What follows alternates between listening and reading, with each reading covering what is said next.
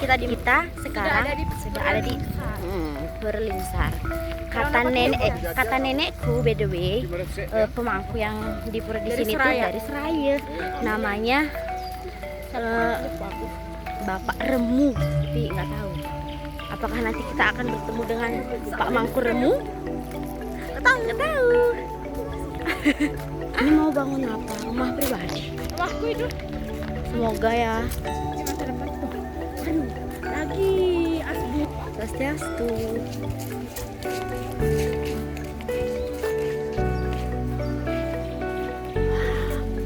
Bacanya itu Bale Banjar. Bale Jajar. Iya, ternyata itu Bale Jajar, guys. Ini Bale, ini dia. Ini baju badeng sih. Ada di bawah, ada di pojok.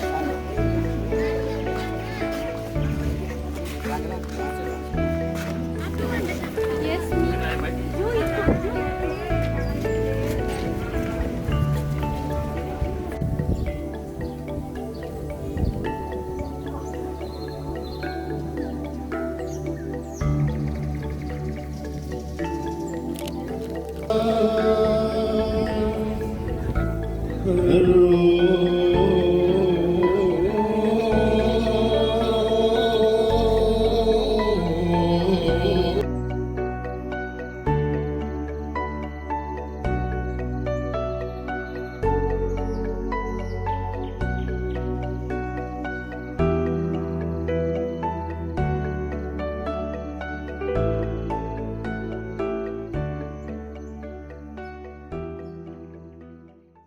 Gaduh ini ya, sekitar selesainya sekitar tahun 14 Masehi, didirikan oleh anak Agung Murah dari Raja Karangasem setelah memerintah di Bogor. Namun sebelumnya kedatangan beliau, ya, Raja Karangasem itu 100 tahun berikutnya, 100 tahun sebelumnya. Ya, sehingga di Purlingsar ini ada dua pura utama, yang di sebelah timur dan timur itu ada Pura Ulon. Itu pertama dibangun, begitu beliau datang ke Lombok, Raja Karangasem datang ke Lombok, karena beliau dari Bali dan sebelum ke Lombok itu matur dulu dengan Pura Bukit. Maka begitu berhasil memerintah di Lombok, maka beliau mendirikan pura yang di depan ini mirip kesimpangannya seperti di Pura Bukit. Nah, karena beliau dari Bali, maka ini dari Gunung Agung. Sedangkan yang di timur yang ada hitam itu dengan dari Gunung Renyang. Nah, jadi Purlingsar ini ada dua. Jadi ada dua yang di Ulon, itu ada Ulon pertama sekali dibangun karena itu sejarahnya. Nah, kemudian 100 tahun berikutnya karena beliau sudah pemerintah di sini berhasil dan memiliki rakyat, ada dua suku besar, suku Sasak dan suku Bali. Nah, tujuan dari berdirinya pura ini adalah bagaimana merukunkan, mempertemukan dua etnis suku Sasak dan suku Bali. Jadi karena pada saat itu masih ada suku Sasak itu masih ada dulu, sedangkan kita disebut dengan agama Kipil dulu ya. Nah, kemudian Pura Gadung ini dibagi menjadi dua. Yang di sini ada berbagai persimpangan seperti yang saya jelaskan tadi. Kemudian ada tempat mata air itu di Petani Gede Lingsar atau Ulu Suwi dulu. Ya. Nah, Petani Gede Lingsar inilah yang unikannya, bahwa yang unik itu adalah di Petani Gede Lingsar, di Petani Gede Lingsar. Karena antara suku Sasak dengan suku Bali memuja Tuhan ada di mata air. Waktu itu menyebutnya dengan Kemali. Ya, suku Sasak yang waktu dulu menyebutnya dengan Kemali. Kemali itu adalah sakral. Ya, sakral. Nah, sampai sekarang sampai bisa sakral. Sehingga banyak orang kalau mau matur sini Kemali gitu ya. Kemali itu hanya tinggal berdiri diri. Mungkin banyak yang belum tahu, saya mungkin hari ini dia menyampaikan bahwa Kemali itu adalah tinggal berdiri diri. Nah, kemudian berikutnya bahwa kulikan berikutnya bahwa di Kemali itu antara suku Sasak dengan suku Bali memohon kesuksesan, mohon kebahagiaan itu dilakukan setiap pujuai atau memuja kembali atau piodalan itu jatuh pada purnama ke-6. Purnama ke-6 itu biasanya sekitar bulan Desember. Nah, pada bulan Desember itu biasanya hujannya turun deras ya. Nah, sehingga Purulinging Sari ini dikatakan dari dulu sebagai titik acuan untuk mulai nanam. Kapan piodalan Purulinging Sari? Oh, lagi sebulan, berarti sekarang mulai Juli. Ya. Nah, kemudian ini ada hubungannya dengan acara mulan perkelam ke Gunung Rinjani. Sebulan sebelumnya waktu purnama kelima itu kan masyarakat Sasak yang waktu 3 dan suku Bali agama itu mohon hujan ke Gunung Rinjani. Itu biasanya di tiap tahun dilakukan mulan perkelam. Nah, seperti itu. Itu publikan daripada Purulinging Sari atau Purulinging Sari. Kemudian publikan berikutnya adalah ada acara perang topat. Perang topat itu adalah acara yang sakral. Karena pada saat tujuan itu kita memohon berkah. Nah, mohon berkah kesuburan. Kesuburan itu dinamakan dengan ketupat. Nah, suku Sasak dengan suku Bali pada saat itu ada bagaimana memohon kesuburan, maka dilakukanlah acara perang topat. Perang ketupat itu tujuannya bagaimana? Jadi bukan saling lempar ketupat ya. Jadi antara suku Sasak dengan suku Bali itu melemparkan ketupat ke atas. Setelah jatuh dikubur kesuburan. Kalau orang Sasak menyebutkan bahwa jatuhnya ketupat itu ibaratnya sebagai lalaknya kembang baru. Jatuhnya kembang baru. Sebagai lambang kesuburan. Jadi setiap orang yang dulu kan karena kehidupan kami di Lombok ini adalah petani, jadi mohon kesuburannya ketupat itu dipakai sebagai bahan untuk kesuburan di sawah.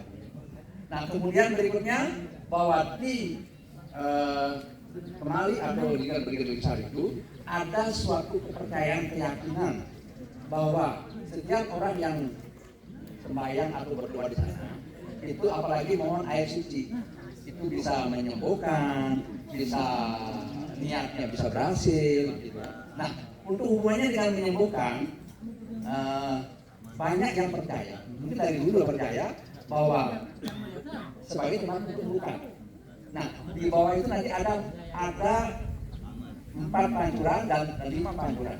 Nah, pada saat itu raja-raja atau pendeta atau dande itu untuk mensiram itu biasanya di pancuran. Yang perempuan itu ada yang di 4 pancuran, yang laki ada di. Nah, karena disakralkan maka banyak masyarakat yang mau ikut bersuci, mengambil ya gitu.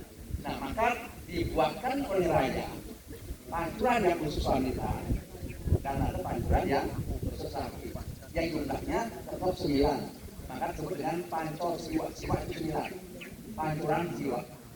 Jadi kalau Bapak Ibu adik-adik mau melihat itu ada pancor siwa yang untuk laki dan pancor siwa ada untuk perempuan. Nah, kemudian keunikan berikutnya adalah bahwa ini adalah warisan budaya.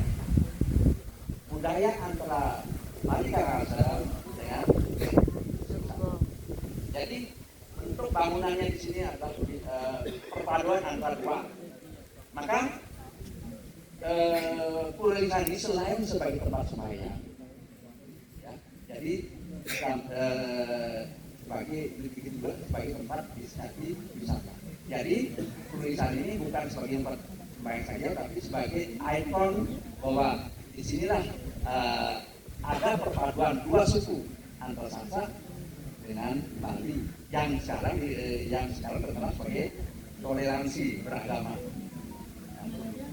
Jadi harapan saya mungkin dengan penjelasan yang singkat ini mudah-mudahan ke depan bahwa banyak adik-adik mahasiswa yang dari Bali atau Bapak Ibu, para pembina, para dosen itu paham bahwa ada di Lombok ini yang sebagai ikon bahwa toleransi beragama itu sudah ada dari dulu yang dibina oleh anak agung dari anak agung murah dan kalau seandainya beliau ingin menghindukan mungkin bisa, tapi beliau ada toleransi pendidikan. Ya. Mungkin itu yang saya sampaikan. Mudah-mudahan apa yang saya sampaikan bisa bermakna, bisa berguna untuk kedepannya. Akhir kata saya tutup dengan orang tadi. Om Santi Santi Santi Om.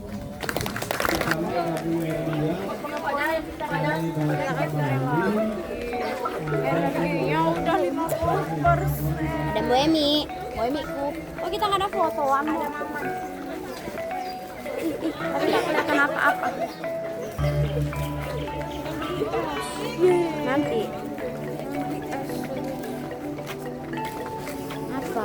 Yang mana bapaknya kita tanya? Komplek Kemalik Lingsar gitu ya Bang? Iya. Kemalik Lingsar. Jack. Baca. Ya, baca. Lingsar.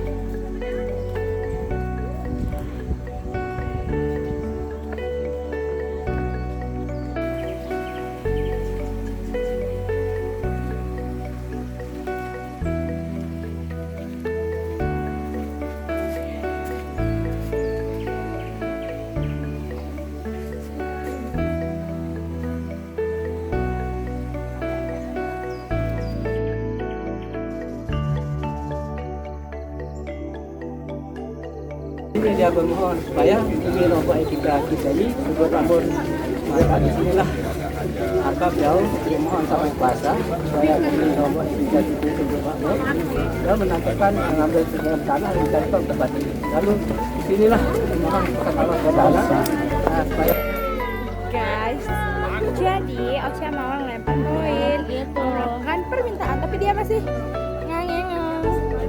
Ini nih Lolita udah. Doanya adalah semoga sehat selalu. Sama ritualnya.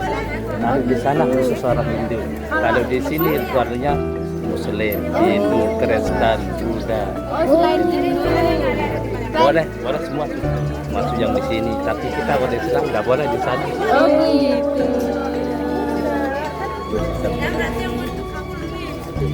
Tapi kalau Ritualnya itu tanggal 15 purnama 15 itu kejawadinya.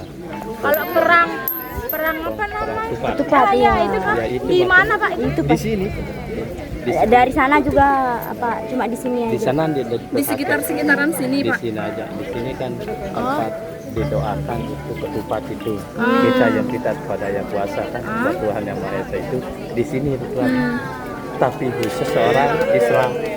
Kalau Hindu nanti setelah kita itu baru diadakan Perangnya tuh yang di luar. ya di luar.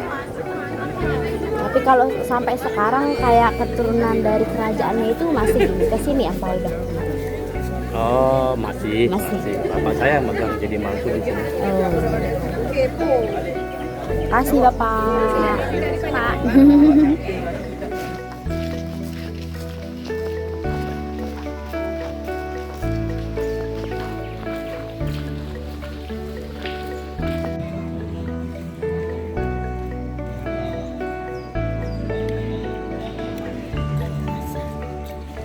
Ini dari Manggis. Ibunya jualan di Lombok. Kita beli apa? Beli es.